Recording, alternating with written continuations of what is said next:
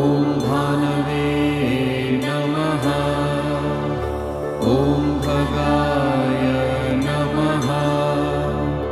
ॐ पूष्णे नमः।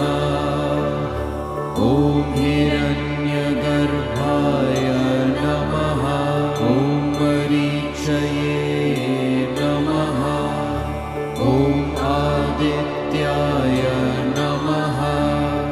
ॐ सवित्रे नमः। ॐ अर्काय नमः। ॐ भास्कराय नमः।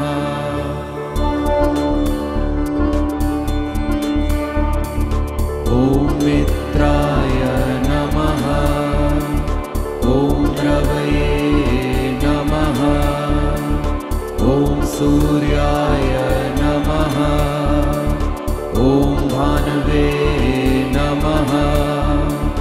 ॐ खगाय नमः। ॐ पूष्णे नमः।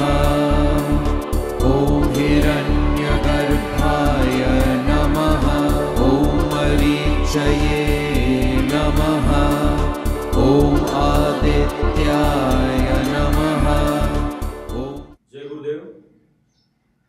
या पद्धतीने सूर्यनमस्कार स्पर्धा आपण जिल्हा स्तरावरती आपल्या श्री श्री रविशंकर विद्या मंदिर वडाळा महादेव तालुका श्रीरामपूर या ठिकाणी पुढील रथसप्तमीला आपण आयोजित करणार आहोत आणि याचं अनमोल मार्गदर्शन आम्हाला मिळालं जे छत्रपती युवा कला क्रीडा मंच अंबड यांचं त्यांचे देखील मनपूर्वक मी या ठिकाणी आभार मानतो। धन्यवाद। जय गुरुदेव।